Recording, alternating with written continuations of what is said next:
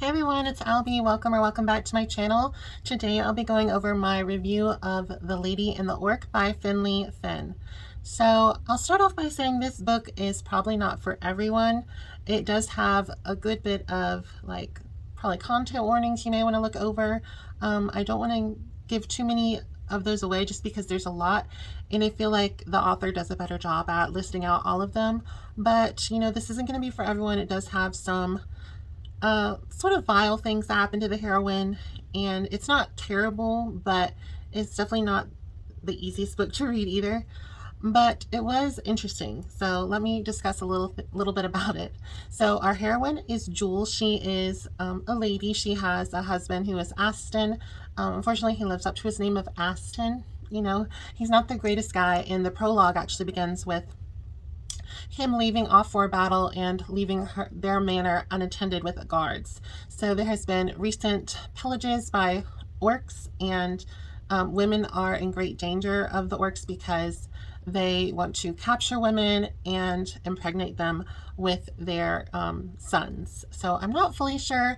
Apparently in this world, orcs can only bear sons. I'm not fully sure.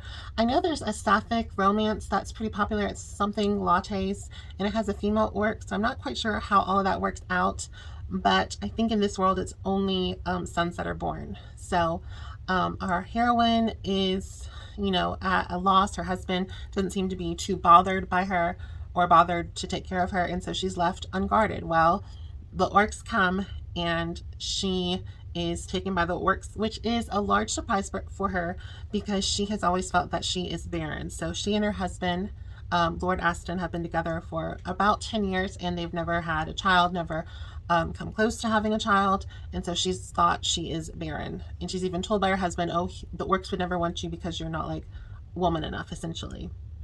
So the orcs smell her and smell that she is indeed fertile, so they actually do kidnap her. So the main tropes of this story are beating the beast, captor captive, orc, and I thought it was sort of a bodice ripper, so I'll sort of go into that. So I was talking to my friend Justine. This is like one of her favorite books of all time, so I was like, I better read it. And I told her, to me it felt like it was a modern bodice ripper, in the sense of like the men sort of taking what they want from the woman without questions, and sort of some semi-gray area essay. It's not terrible, but it's a little like, whoa, you know. So yeah, to me it felt like a modern bodice ripper. So I haven't technically read a legit bodice ripper. Probably the closest I've ever come to is Kingdom of Dreams by Judith McNaught and A Gentle Feuding by Joanna Lindsay, which those to me were pretty tame from what I've heard from other readers and historians of the romance genre. I know Sky O'Malley is kind of all over the place, and that is on my TBR. But to me, I felt like this book was almost like a bodice ripper, but instead of having a human cis male, we have a orc, which I found interesting. So it's sort of like taking everything that we would find really wrong and upsetting with a typical male human hero, but because it's an orc, we sort of let it slide under the rocks, or at least I did. It was sort of like a Highland romance to me. There was different clans with the orcs, and the humans and the orcs were battling one another. So I found it to be more of like a Highland romance, and my friend pointed out it's more like Viking, which I would agree, because when we think of Vikings, we think of them pillaging the towns, essaying the women, and if you ever look at your genetic history and say, I didn't know I was Swedish or Finnish or Icelandic, and then what happened in England? What happened in Ireland? What happened in France? What happened in Normandy? What happened in Italy? You know, the Vikings came essentially. So that's sort of yeah, that's why we have a lot of Viking blood, essentially. You know, not a full historian, but I know what happens, you know. So overall, I thought it was an enjoyable book. I actually gave it a 4.5 out of 5, which I did round up. The only qualms I had with it was a tad bit long for me.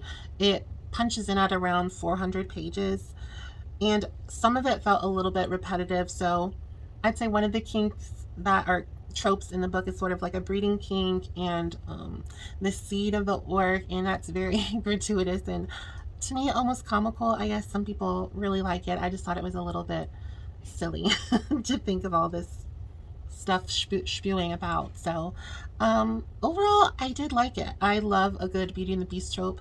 I sort of leaned into like thinking of it as a historical romance, but plot twist, he's an orc, not a duke or a Highlander or whatever.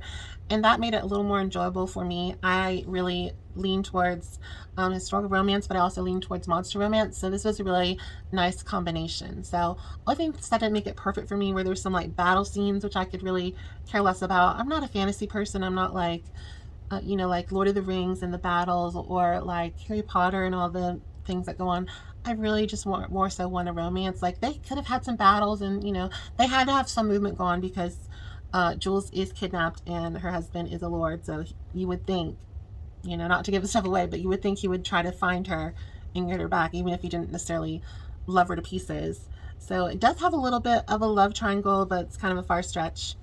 But overall, I enjoyed it. I know it's not for everyone. I saw Jen of the Book Refuge. She has it down as a 2 on a Goodreads, which kind of surprised me just because we seem to like similar books. But she did not like the hero, Grimarr. That's our hero's name, Grimarr. She did not like him. And I can understand why. Like I said, it's to me, it's probably a really controversial book just from how Grimarr treats the heroine. But I looked at it from a historical lens, not only sort of like in a history world. This is fantasy, but I treated it like medieval literature, medieval rhetoric, medieval law. And I also looked at it from a point of view of like a Bodice Ripper type of romance, where there's some gray area, there's some mating rituals that may not be consensual, there's some sexual humiliation. You know, I just kind of, I was not okay with it, but I could understand it, and I could see why it would work for this story. Would I want this sort of story like in a mafia contemporary romance? No, I would not like it at all. But here, it just kind of worked for me. I don't know if that's just because I leaned into the history aspect of it or what it was, but to me it worked. I wouldn't use the same sort of antidotes or plot points in contemporary at all. I don't think it would be well received. But here, I enjoyed it. It seems to be a really popular series, and I wouldn't say that I'm like gung-ho, like I'm going to read book 2 right now.